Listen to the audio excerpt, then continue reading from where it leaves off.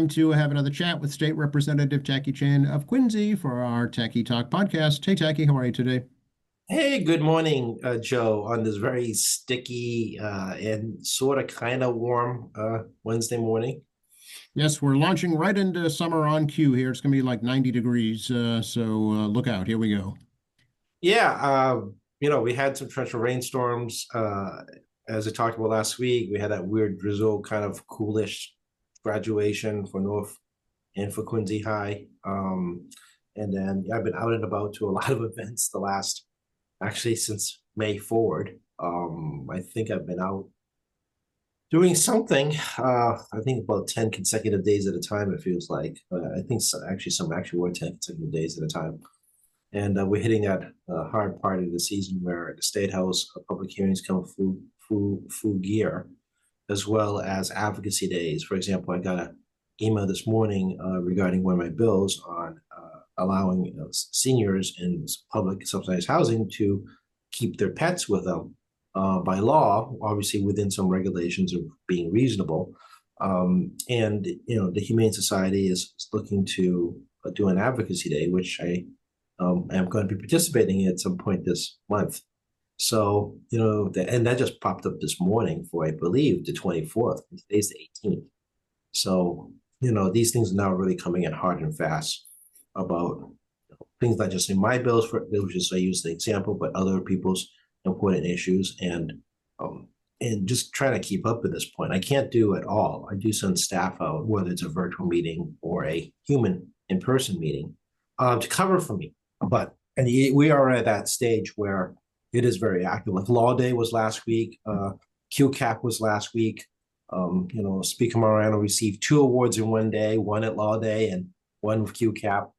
And congratulations to Ron on well-deserved achievements by 2 organizations in the same day, one in the morning and one at night.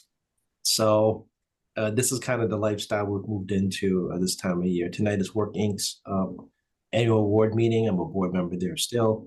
And, I have a formal session today, and I'm trying to get through like day-to-day stuff. I'm into the trying to get to the supermarket on like an after, like late morning between like 11 and 1, just do the 30-minute whiz through. I'm at that stage. I'm like, last week I forgot my dry cleaning. I was like, hey, I forgot it was still there. I had to go call them like, oh, dry cleaning. I better get my dry cleaning. I'm out of suits. Explains how good my closet's out of suits. So yeah, no, real life and work life is really getting to be compounded. This is the time of year when everybody tries to cram everything in before the end of the school year. Matter of fact, today is the last day of school here in Quincy. Is it? Yes, it is. It was the last day of school today. I actually planned my commutes around school. I live near Beach Window School, as you may be aware, down Fennell Street, and Central's on the other side on Hancock. And of course, got the Walton School up on Beale Street. So actually, and then north is way on the other end, going to the Ponset. So big surprise, guys. I actually do plan my driving route around the school hours. So school ending is welcome from my standpoint, given the fact that I do have not consistent hours in travel. And I actually do plan around when school is in and when school gets out and which road I'm going to take. Well, there you go. Now you can plan for no more school for a couple of months.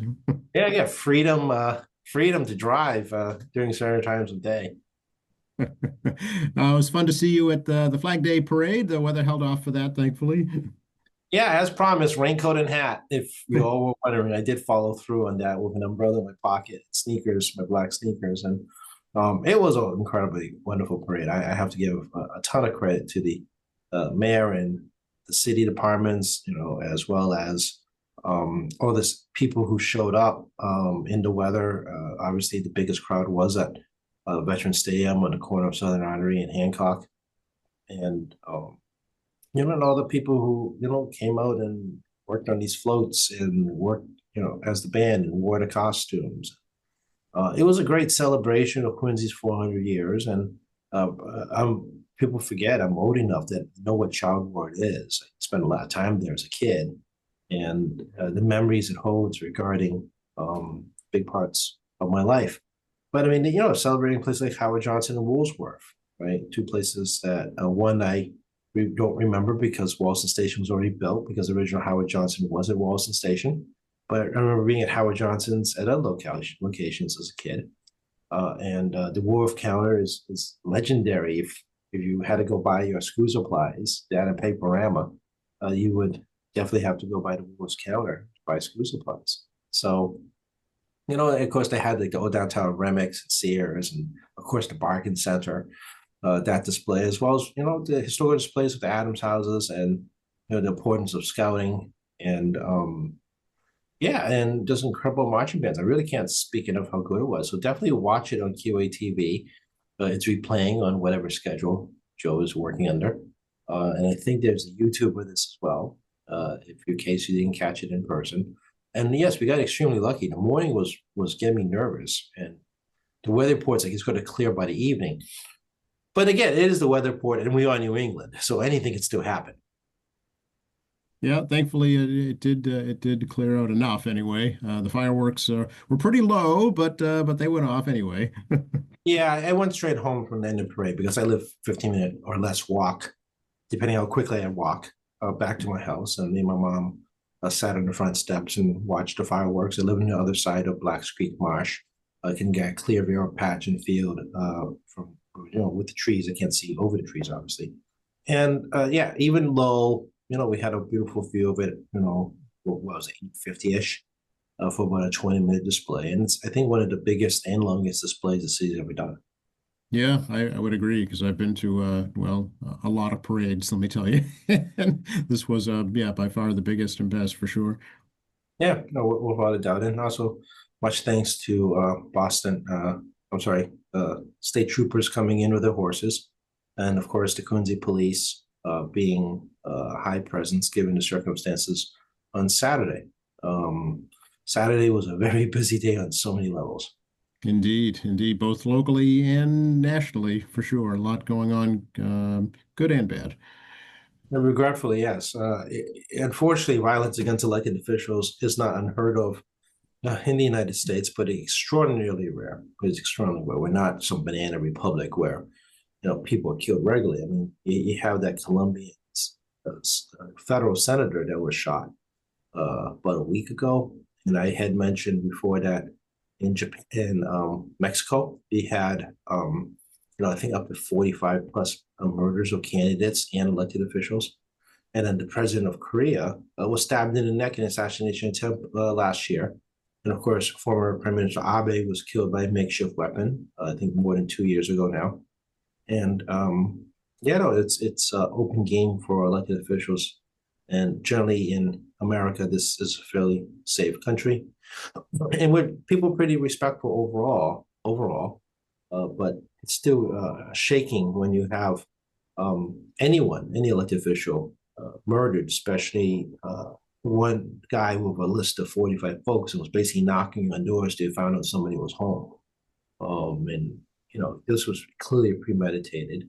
It appears perhaps it is a anti-abortion individual, but until the police go through all the materials, and he himself may or may not speak about it regarding his actual motivations. But yeah, obviously our hearts go out to the people of Minnesota, and no one should have to face this kind of stuff. And Yeah. it's not lost on me that Quincy police presence was significantly higher on Saturday than I'm normally used to. Yeah, yeah. Have you ever felt threatened yourself, Tacky? I mean, Asian racism didn't help. I mean, we Oh, right. Yeah. did have that like 2 year period where people considered us open games. The haters decided it was okay to take puck shots at us. So, but it's not unusual. I mean, people, as I remind people, I grew up in a different decade in Quincy, and bullying and the opportunity to kick the crap out of somebody who looks different was not exactly a new experience. So, not like I'm immune to this stuff. I'm not, but it's something that's more of a way of life in my mentality than it's to other people. Where I've had to look over my shoulder in the city as a kid more times than I want to admit.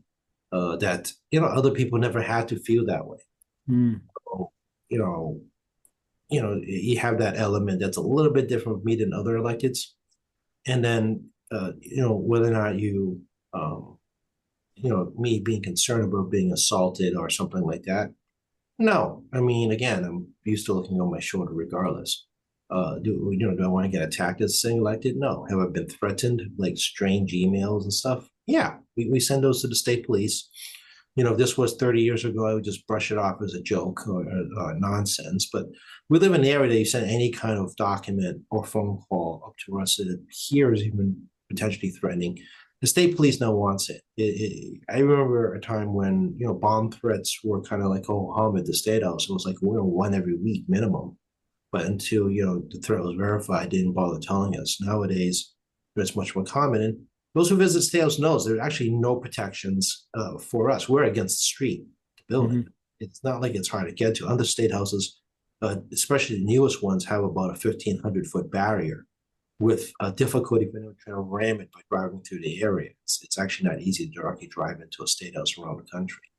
We're actually one of the exceptions. And those who aren't aware, I mean, state officials do not receive any kind of protection, and our federal delegation does not as well. I mean, it's not like we are assigned any kind of law enforcement.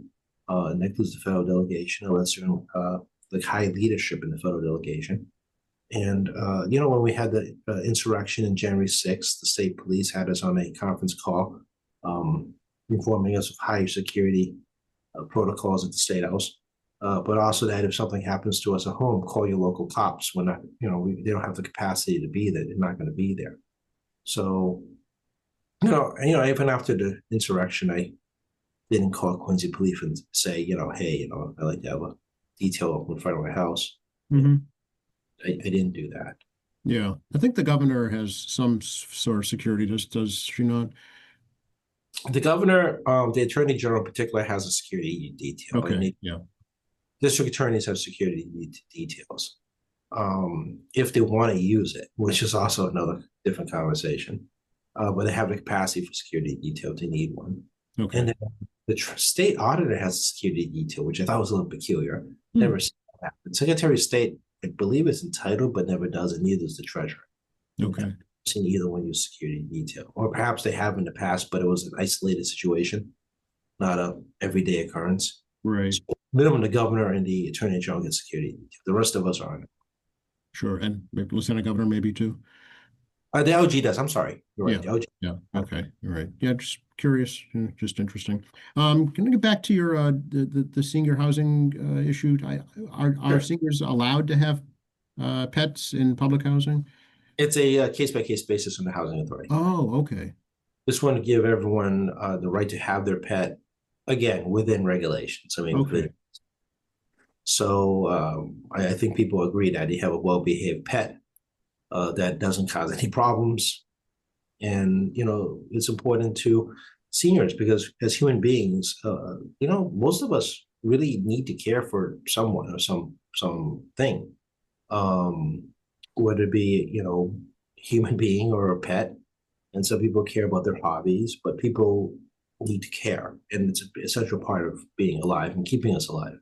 That you have purpose. And I think, purpose means different things to different people. It Right. really does. And, it's that purpose in life that keeps us living, keep us driven to continue to get day to day. As I like to say, I don't live for today. I try to live to get to tomorrow.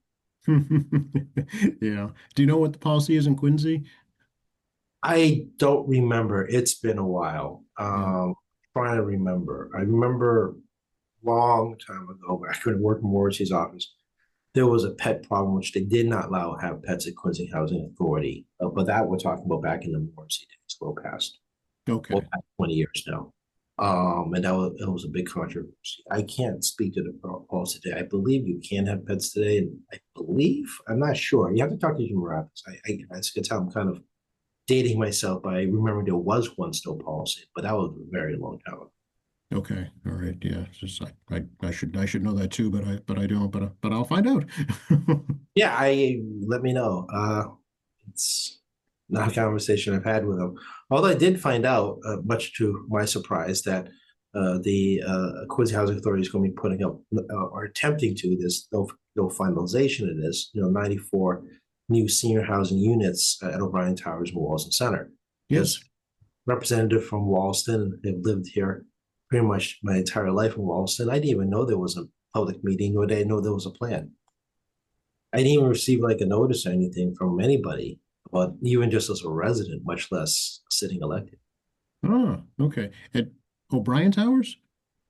I'm sorry, Tobin. Okay. My Okay. mistake. My mistake. Tobin Towers. So I didn't receive a notice. I had no clue what was going on. It's kind of funny because this isn't actually just an elected issue, but I'm a resident. That's one. I mean, I don't think I'm inside it. I'm not inside the 2,000 foot buffer zone regarding required notification. But given the walls and centers, a big part of everyone living within like a mile of it, Yeah. 2 miles. I mean, you figure there'd be more notice, to the residents, but there was none. Yeah. Mr. Marathis mentioned that to me a little bit back. So it's Clay Street, right? Kind of in back of CVS, basically, right? Yeah, Yeah. that's what they're looking at. So there's enough space. Of course, the problem is that it's a bowl. Yes. Yeah. They're well aware of the water issues there. Yeah. It's a problem. Yeah, and Chuck Phelan once told me that there was like an ice skating rink Yep. back there when he was I in saw some charge. pictures actually. Yeah. Yeah, it's almost like a natural spring of some form because the water table is so high that it's not like a natural spring, like there's not like a brook under there, but it's just such a high water table. It just Yeah. naturally pulls the surface and forms kind of weird natural spring that's not a natural spring. Right. Yeah. That needs to be mitigated for sure. So, I mean, even the train station across the street, used to flood before the new station was built. Actually, it was one of the biggest impediments to having Wallaston Station constructed was the fact they couldn't figure out how to manage the water issue. Again, it's also in a bowl. Right. And you put an elevator in to be ADA compliant. Wallaston Station was the last station in the system to be ADA compliant. And literally the reason was the elevator needs to be below ground level because Yeah. that's where the elevator starts. Right. So that's where the basic mechanics are. But because of the flooding issue, they couldn't figure out how to do that without basically shutting the elevator, electrocuting people or whatever. So there's actually a storage, if I remember correctly, there's an actual storage plus pumping at Wallaston Station. Obviously, the power goes out. I mean, they have emergency power for a little bit, but I mean, the whole system shuts down anyway. But as a kid, as an adult, I've been in situations where we had to pass by Wallaston to go to Quincy Center because we couldn't get out of Wallaston because of super, super heavy rains. Yes. Yeah. And more than one time, I remember them kind of trying to sweep it out the drain, but the drain was full because it couldn't actually get out. So that actually is the reason why Wallaston Station took the longest to be ADA compliant. And we can thank 70s style construction, cheap and fast. Right. No, exactly. Oh, the water used to cascade down those stairs like a waterfall.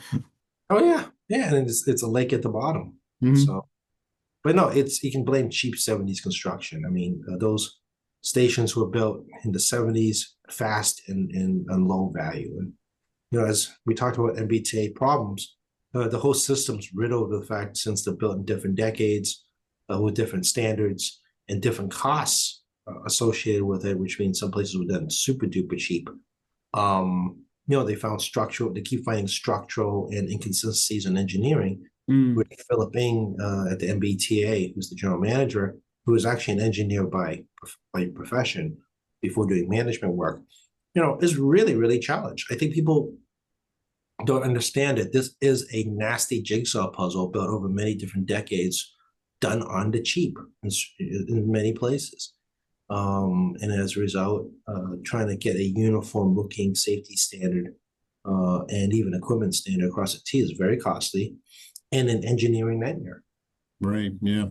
Seeing as we're on the topic, let's talk about the supplemental budget that will funnel a lot of money to the MBTA.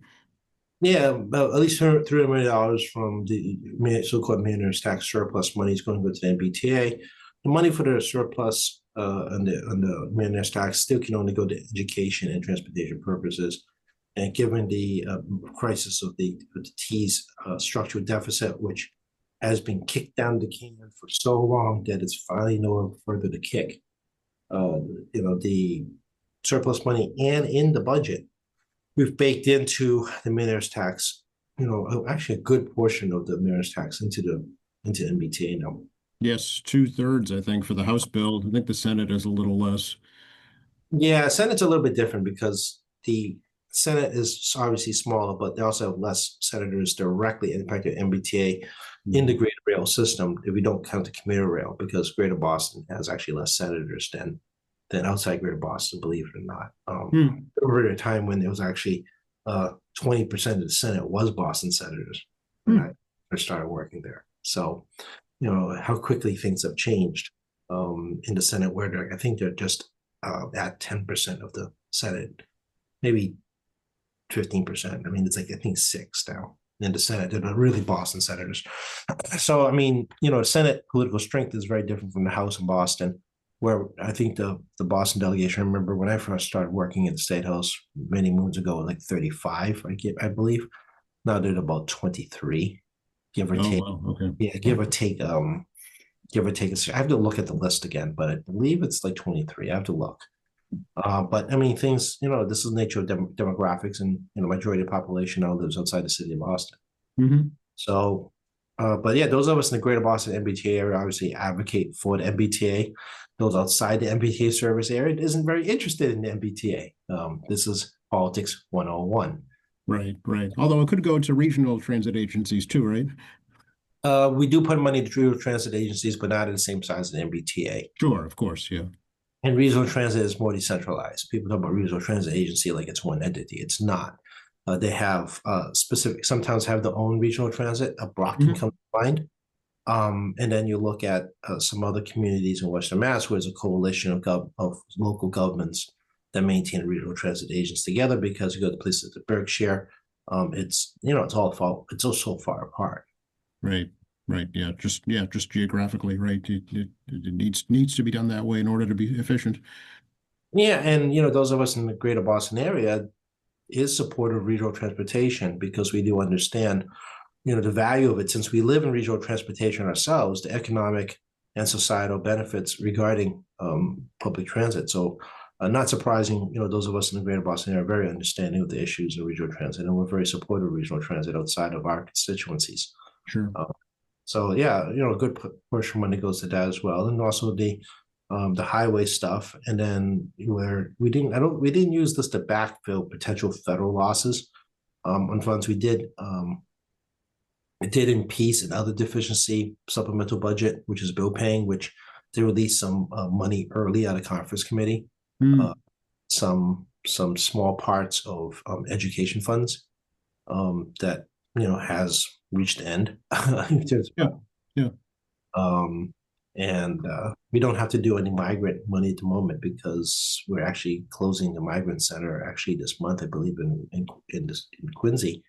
I think there'll be no welcome centers left in the state, and the emergency shelter program is starting to stabilize right now, and the crisis is past for the moment. I do think that without out of the woods, I do think that as the economy becomes more rocky, and people may be losing their jobs. I don't think it'll Hmm. be the level foreclosure crisis owing to 2011, essentially. But I do Hmm. think there's be a lot more stress on households, and the emergency shelter system is the temporary solution as people try to figure out what to do with housing next. Yeah, there's a troubling report just today from the Greater Boston Food Bank about food insecurity increasing dramatically over the past, say, 5 or 6 years, up to like 37% now of state households experience food insecurity. So that's concerning. Yeah, we talked about that during COVID too. I mean, didn't even, the majority of Americans didn't have $2,000 in savings in their bank accounts. And then, that's because people may agree, disagree with the government emergency handouts, for lack of a better term, where they just handed us cash.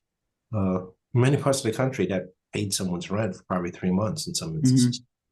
So again, cost of living, different parts of the country is different on how money is managed. But we're also aware of income disparity, and savings rates are a reflection of that. And saving rates are going down slowly but steadily as people continue to have to pay for things. And inflation is not a magical thing that comes down instantly. It takes months for it to impact you on Main Street and me on Main Street, from the macro data. And as we've seen, inflation has gone down, but the math is really funky on how it's gone down.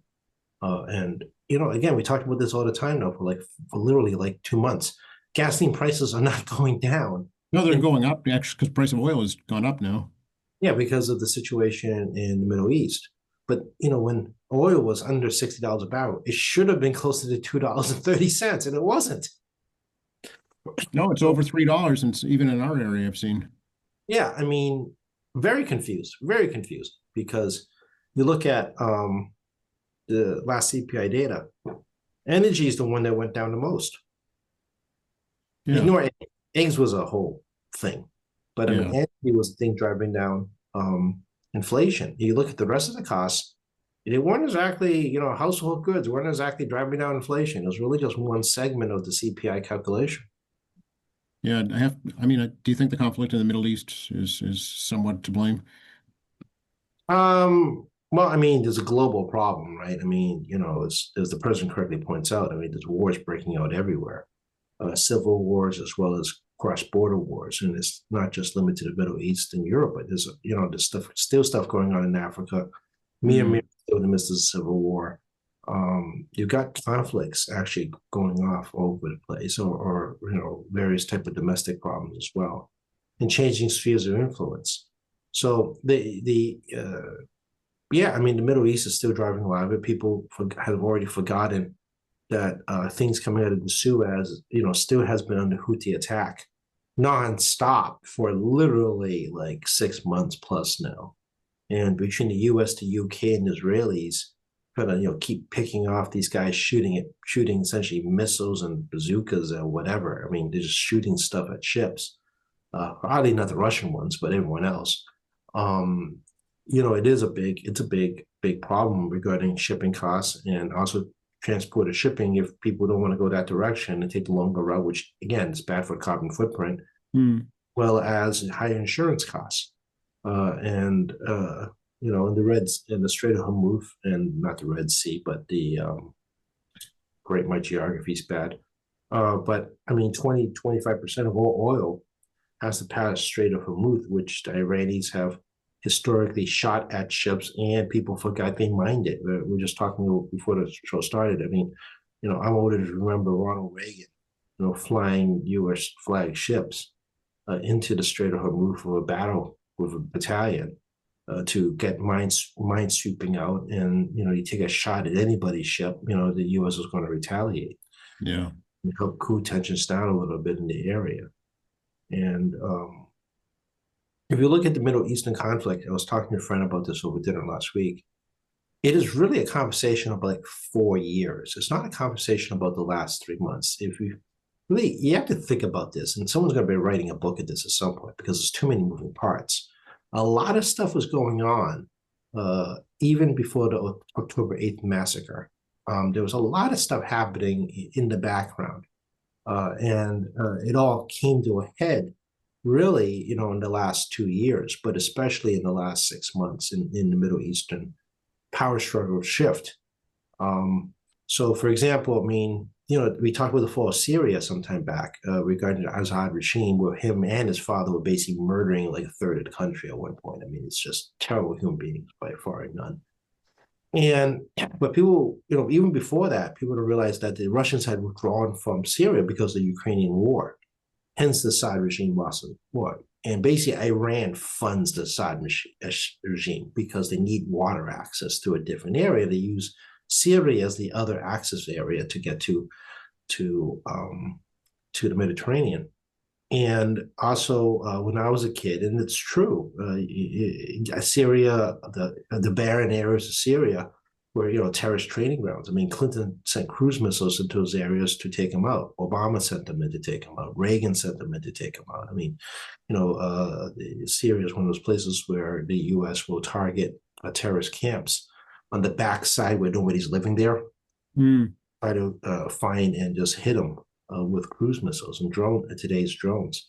The U.S. has a small presence there, and you got the Kurdish problem. I mean, Syria is a really horrible what happens to the people of Syria by that government. But people forget the Iranians are the ones supporting them. The Iranians support Hezbollah in southern Lebanon, which destabilizes Lebanese government because Hezbollah is not the government of Lebanon. I mean, it's a parliamentary system with a paramilitary political group as part elected government, but they are not the government. And then you have like Hamas, which is funded by a lot of different groups, by Iran as a major backer, and the Houthis are a major backer. And people forgot, I mean, Iran-Iraq war, one of the reasons during the Cold War, the US actually backs Saddam Hussein was because we're trying to stabilize the region against Iran, which was trying to conquer Iraq. People forget this stuff very quickly. And, of course, Saddam Hussein was a bad pick after the fact. And, George W. Bush, took him out. But then you had a regional instability where we're occupying Iraq for like 20 odd years. Right. So, Yeah. I mean, Power vacuum. Right. Yeah. but this is the problem anytime in military conflicts. People oversimplify the fact that you could just, kill off a leader, right? The problem, of course, is that, now you have this stabilization, and do you really want to be running country? Or do you want a neighboring country to invade and probably commit some level of genocide? I mean, Exactly. Yeah. This was like, I was watching a documentary about, was a short documentary regarding why Nagasaki and Hiroshima was bombed during World War II and why Tokyo wasn't. It was a very simple answer. If you destroy the entire Japanese government, who do you negotiate peace with? Yeah. Yeah. Right. Yeah. Exactly. It was more of a bargaining chip. Sad to say. Yeah. Yeah, it's a threat. We unfortunately killed millions and millions of people, but to send a clear message to leadership that we can't. So, this is a problem is some of these, as a reminder for us, Hamas is a government, not just a terrorist group. They are the government of Gaza. They are their political leaders. And, obviously the Israelis been picking off those guys because clearly they don't want to behave like civilized humans like everyone else does regarding, I don't know, behaving like a government that we think you should be. And Hezbollah, again, is a paramilitary group. They knock their heads off too in terms of operations. But I mean, that's one thing. But you take out Iran's leadership team, which is 89 million people living there, and it's really complicated economy because they're an oil-based economy. They don't really have a larger, like modern economy that we live in. And they live on basically subsidy systems because of the oil money. They can live on subsidies. You destabilize that. There's 89 million people, and a civil war is going to break out. Right. Yeah. Exactly. We'd like to talk about the economy on this podcast and the Fed's meeting today, actually, Techie. Yeah, I don't expect the Federal Reserve to do anything. I expect them to maintain rates. I think the question is how much the Fed's going to talk about the future forecast based on past data. We talked about this last time. Tariffs don't impact right away. There was a huge trade deficit in the first quarter simply because people were trying to get all their stuff into the country to maximize their warehouse storage before tariffs hit. Mm-hmm. Those who didn't get into the country in time when tariffs hit, there was a massive amount of tariffs paid in the month of April. Not surprising. So, big businesses are trying to, draw down inventory that are not a lot of tariffs, but small businesses are the ones who are going to suffer, who do not have mass inventory, and they're going to have to work on higher costs and change the business model. And I do expect that if this continues, Main Street businesses are going to be most severely and badly hurt and going to have the hardest time to maintain this. And you talk about food insecurity, right? A lot of these small businesses, also restaurants and, for small food suppliers, especially goods, and the prices go up more, they're not going to be able to sustain themselves. And, right. That's a big problem. Yeah. Important to keep an eye on the unemployment figures, I think, going forward. Well, again, it's going to be very, very deceptive, as I've spoken a couple of different times. I mean, as President Trump is now deporting legal immigrants here. I repeat, legal immigrants. When you talk about temporary visa holders, they're legally here. As he begins the mass deportation of those folks, of which many have work permits, they're not going to show up in unemployment numbers.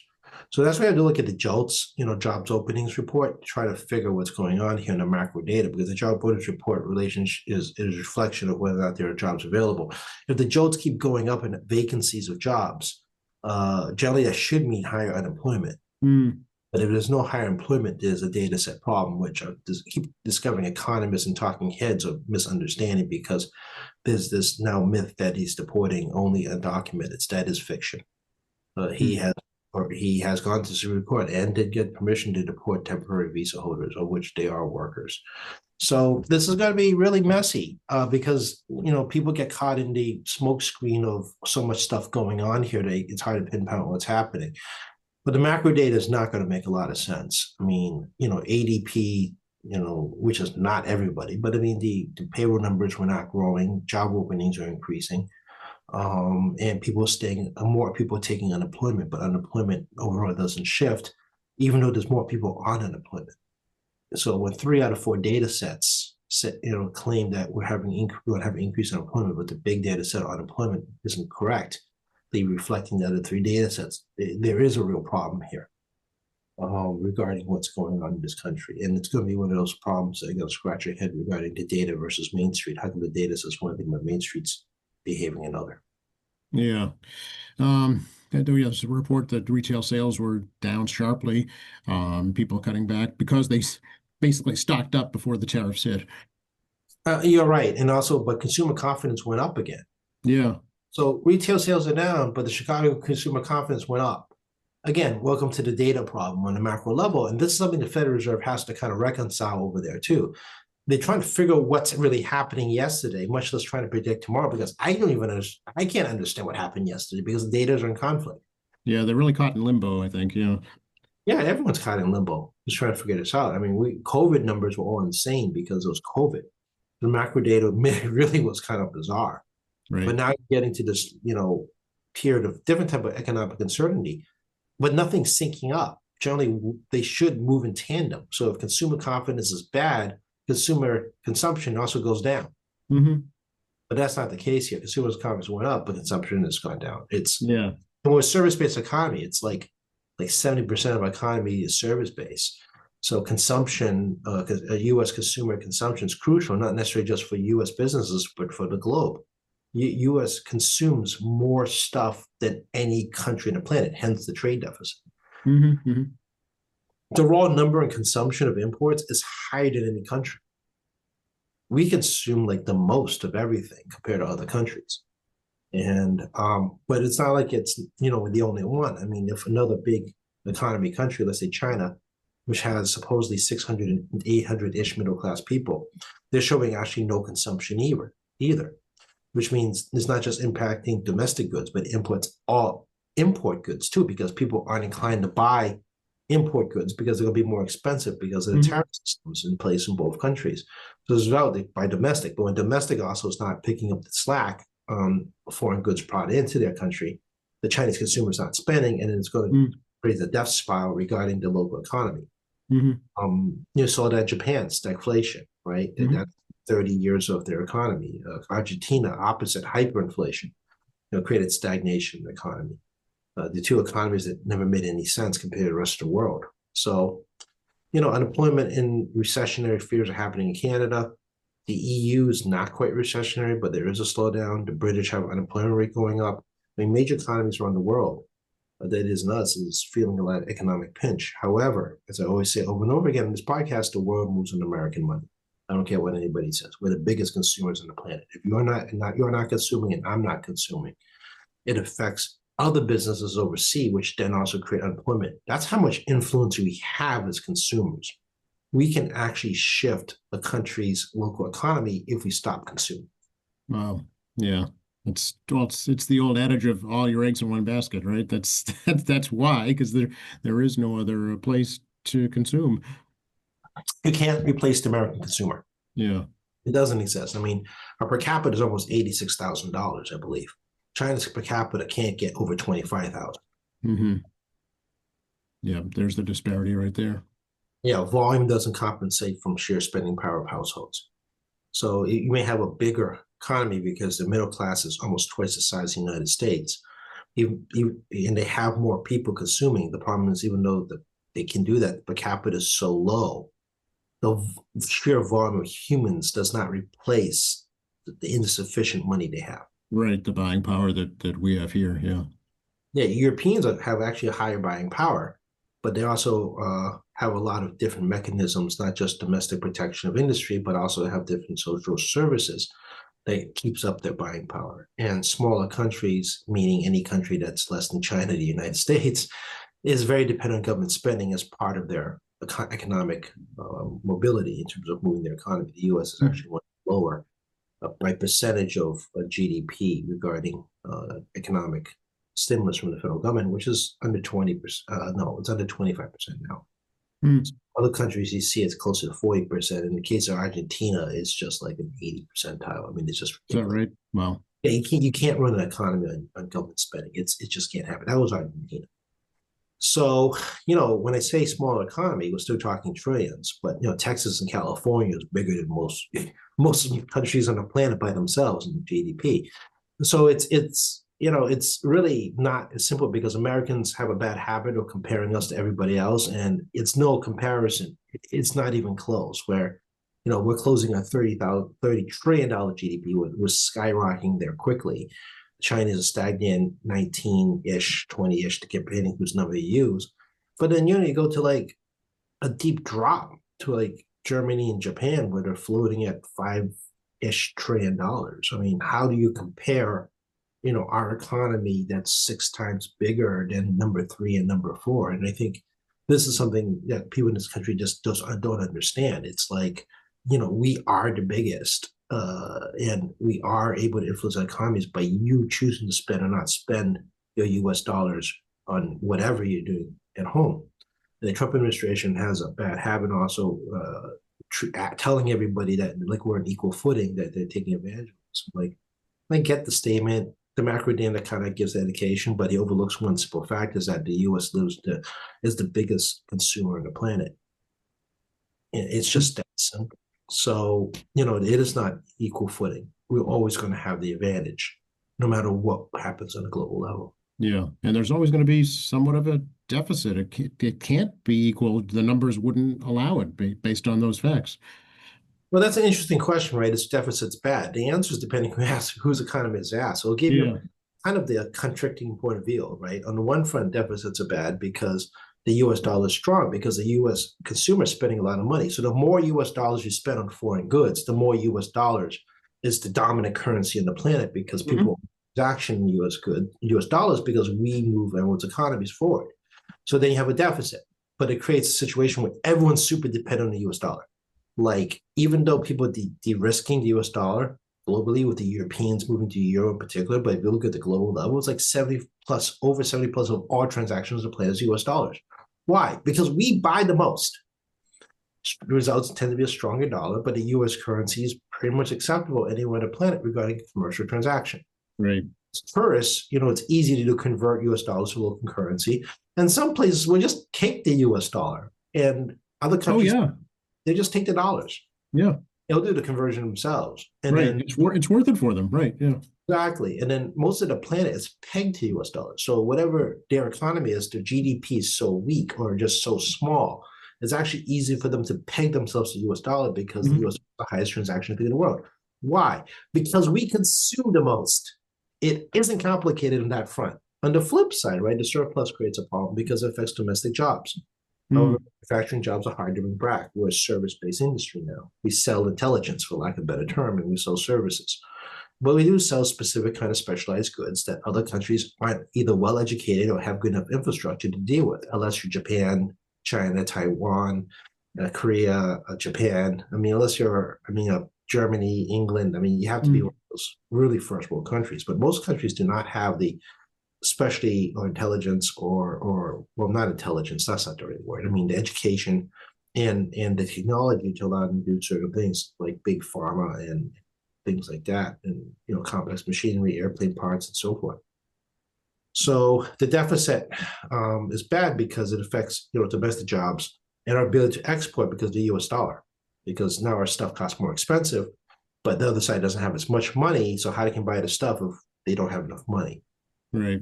But their economy is driven by not solely the United States, but the US is a big part of many economies regarding consumption of their goods, which means they stay economically viable. This has always been the irony of the policy of Ludwig. It's like we want people to buy more stuff, but we want you to send us less stuff. But then how can you buy our stuff if we pull McDonald's out of your country as a major employer? Right. Right. Right. It's catch 22. Exactly.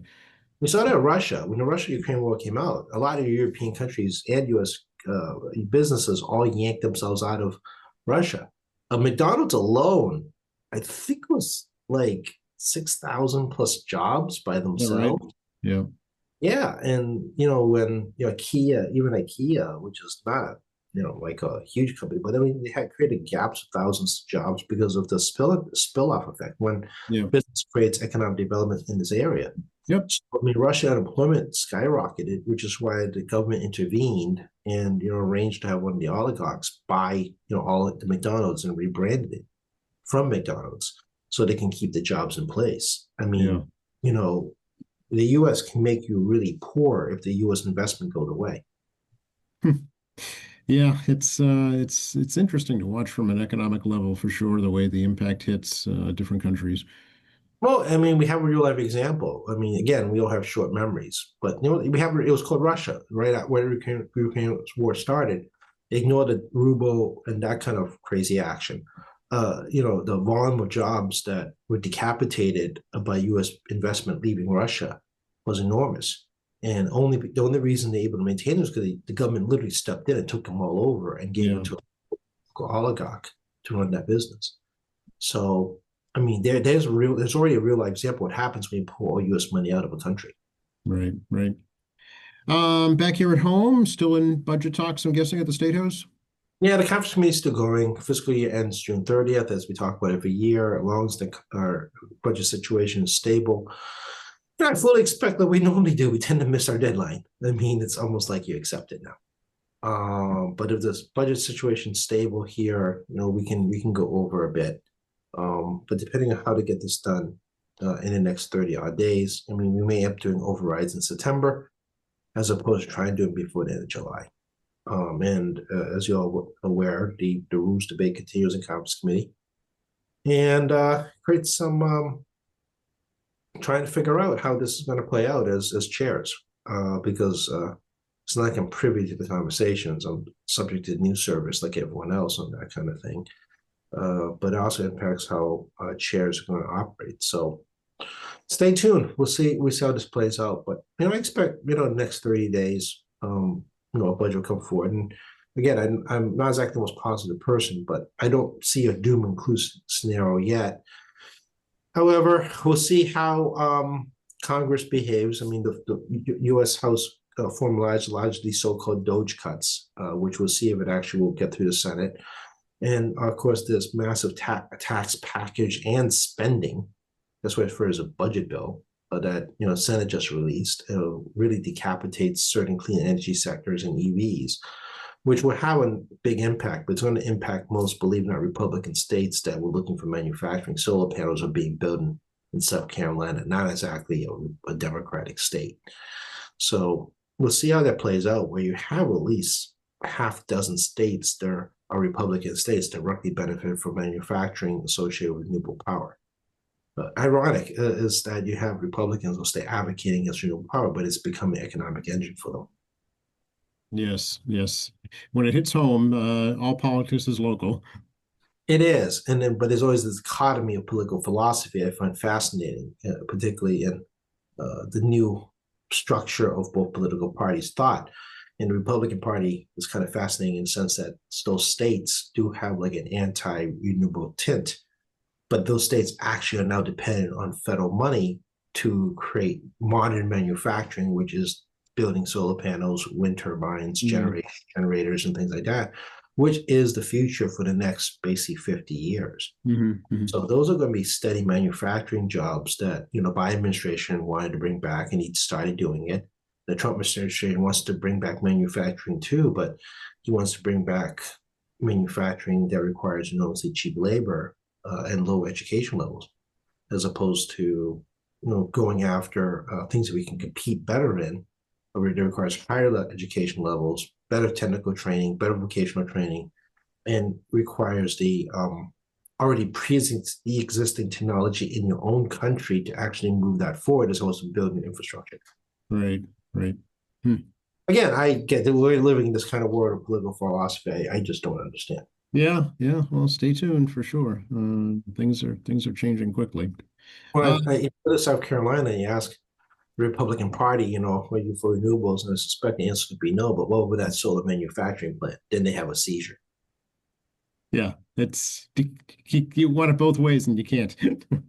They can't reconcile their political philosophy correctly with the practical world of the states. And that's why I'm really, really baffled by all this. And it's finally come to a head because state and Republican senators, elected congressmen, are now having conniptions in the Senate on these subsidies that are being taken away because those businesses are either going to have to shrink the size of the manufacturing or perhaps move back to China or perhaps Yes. move to China for the first time, depending on circumstance. Right. Yep. Yep. That'll be interesting for sure. We are at the end of our hour, believe it or not. Yeah, time flies when you're having fun talking about everything from the Flag Day Parade to geopolitics in the Middle East That's to right. budget to unemployment numbers to the dichotomy of unreconcilable political philosophies and political parties. We'll about Democrats next time if you want, about some Yeah, let's do that. Okay, that's good. about the national philosophy. So I really have problems in my head reconciling. Okay, good. We'll do that for sure. Meantime, how to get a hold of you? 617-722-2370, 617-722-2370 is the office number. It is not my office. Work through the prompts and just hit one of the people on my staff. We'll get the message somehow. Tackey.chan@mahouse.gov, tackey.chan@mahouse.gov. I do check my emails, and for about 3 weeks, I was averaging like 150 to 200 emails a day, which was mind-bogglingly difficult regarding people's testimony to the committee. But I do check it, and we do prioritize constituent services first. It's not like I don't see it all, but I do. I just whether I can remember the names is another matter. We do have at Tacky Chan on X, and we have State Representative Tacky Chan on Facebook. One of my friends noted you have more Facebook activity. I'm like, yes, things are getting busier. You can see me around. And then Statos 142, please do visit. I love people visiting the Statos to take the tours. And we had, as you said, school ended today. So, if people are looking for something to do that doesn't cost you any money to take a tour, definitely come visit the State House. We have tackichin.org, which is a resource contact page, as well as malegislature.gov. I encourage people to look at the state legislature website before calling me because you can find everything you need there regarding bills. And obviously, me and Joe here on QATV every week or 2 weeks. And I also want to close out by congratulate the Atherton Howe School on naming one of the new MBTA ferries, Abigail Adams. Yes, little Haley Summers won that contest. So congratulations to her and her family. That's great. Yeah, and she had the honor of christening the Abigail Adams as the person who put forward the name for the name of the boat. And we had a wonderful christening ceremony yesterday, despite the cloudy weather. Those I repeat over and over again, and I don't like boats. I don't like water. So there is a picture of me on there in the Quincy Sun this week, I suspect, which and Channel 5 had us Quincy folks front and center the first shot. So you have now seen me on a boat. And it'll probably be another many, many years until you see that a second time. It wasn't moving though. No, it wasn't moving. There's photographic and video evidence of this now. Okay. I wasn't. But no, very much congratulations to Scu and Haley, on this. And Abigail is riding the waves around Boston. And as we say, we remember a lot of struggle figures, but Abigail Adams was a key figure in the American Revolution and founding this country. Healthy debate with your husband is not a bad. That's right. Yeah, definitely a founding mother for sure. Very easily. Thanks a lot, Tacky. Take care, Joe.